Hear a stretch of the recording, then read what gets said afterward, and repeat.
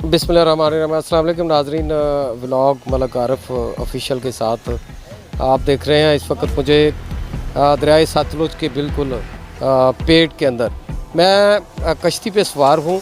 यहाँ भिक्की विंड के मकाम पर जो दरियाए सतलुज का पानी भारत की तरफ से आ रहा है, उस पानी के ऊपर मैं मौजूद हूँ और पहले की निस्बत जो है पानी का बहाव काफ़ी तेज़ हो चुका है और ये पानी की जो इस वक्त सूरत हाल है वो बता रही है। इससे पहले गंदा पानी आ रहा था जो यहाँ पे चल रहा था, वो बिल्कुल ना होने के बराबर था।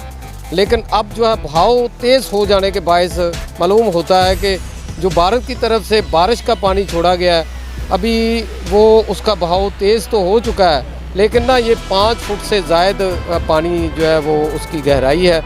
9 फुट से जब इसकी गहराई बढ़ती है तो फिर दर्जनों देहात जो है वो ज़ेरे आब आ जाते हैं और यहाँ के जो देहात हैं, देहातियों की जो फसलें हैं वो काफ़ी हद तक तबाह हो जाती हैं, मुतासर हो जाती हैं और माल मवेशी भी मुतासर हो जाता है। फिर ज़िला इंतज़ामिया की तरफ से काफ़ी इक़दाम किए जाते हैं, इंतज़ाम किए जाते हैं, कैंप लगाए जाते हैं और साथ में यहाँ पे जो है वो मकीनों की बेहतरी के लिए इनिशिएटिव्स लिए जाते हैं। लेकिन हर बार जो है वो किसानों के साथ बहुत बड़ा मजाक किया जाता है। उनकी जो करोड़ों रुपए की फसलें तबाह होती हैं, उनका मुआवजा उन्हें नहीं दिया जाता। अब गवर्नमेंट की तरफ से पता नहीं जारी होता है या नहीं होता, या नीचे कोई इंतज़ामिया की तरफ से वो उस पर घपला मार लिया जाता है, ये नहीं कहा जा सकता। लेकिन मकीनों का इल्ज़ाम है यहाँ के लोगों का कि यहाँ के लोग जो ज़िला इंतज़ामिया है वो जो खुराक हमारे लिए लाते हैं, देगे पकाते हैं, बिरयानी बनाते हैं, वो भी खुद ही खा लेते हैं, हमें वो